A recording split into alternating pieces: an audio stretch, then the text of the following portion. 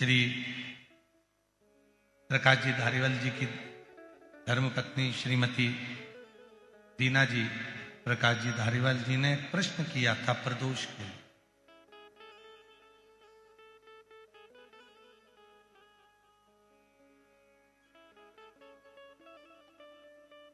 प्रथम प्रदोष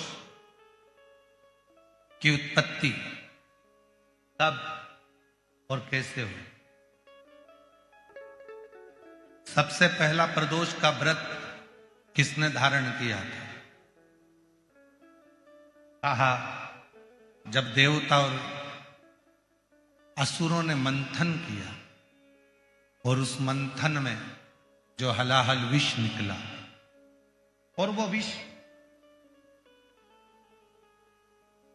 कोई लेना नहीं चाहता था।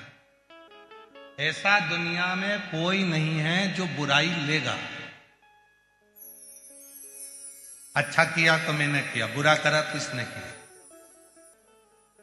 जितना किया अच्छा मैंने करा और बुरा करा तो इसने करा। दुनिया में बहुत कम लोग होंगे जो बुराई खुद ले लेंगे।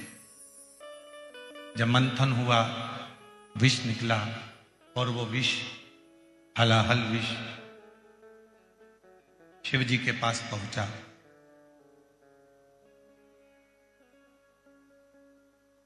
त्रयोदशी का दिन था। बाबा भोलेनाथ जी से देवताओं ने प्रार्थना करी कि यह विष कोई पीने को तैयार नहीं है। तब भगवान देवाधिदेव महादेव ने उस विष को हाथ में लिया और मुख से लगाना प्रारंभ ही करा कि मां जगतजननी उस कंठ में जाकर बैठ गई। मां जगतजननी जगदम्बा अम्बा उस कंठ में जाकर बैठी और उस विष के बैलेंस को, उस विष को नीचे नहीं उतरने दी।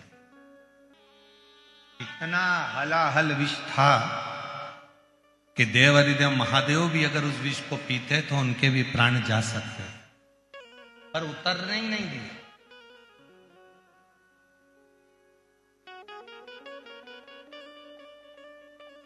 सारे दोषों को, उस विष के संपूर्ण दोषों को मां जगतजननी ने अपने हस्त कमल पर झेल लिया और पूरी रात्रि पूरा समय मां जगतजननी शिव के नाम का स्मरण करती रही।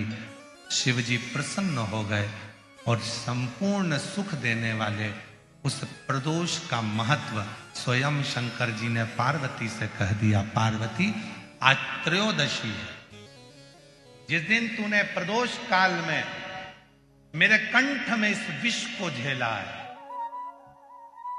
संपूर्ण जगत में कोई भी जो इस त्रयोदशी के दिन प्रदोष का व्रत करेगा और प्रदोष काल में मेरी साधना करेगा, उसकी जिंदगी के सारे विषयों को मैं अपनी ओर खींच लूंगा और उसको सुख प्रदान।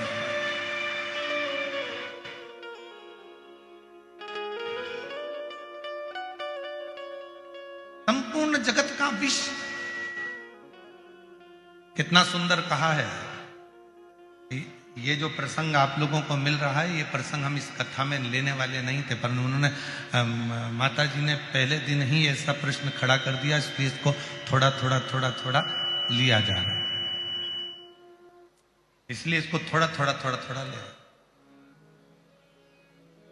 कितना सुंदर वर्णन करा गया है शिव महापुराण में प्रदोष की महत्वता में। शिव महापुराण में प्रदोष की महत्वता कहते हुए स्वयं वेदव्यास जी वर्णन कर रहे हैं। तुमरुका जी चंचुला देवी से कहते हैं, चंचुला 15 दिन में प्रदोष आती है। हर 15 दिन में प्रदोष आती है।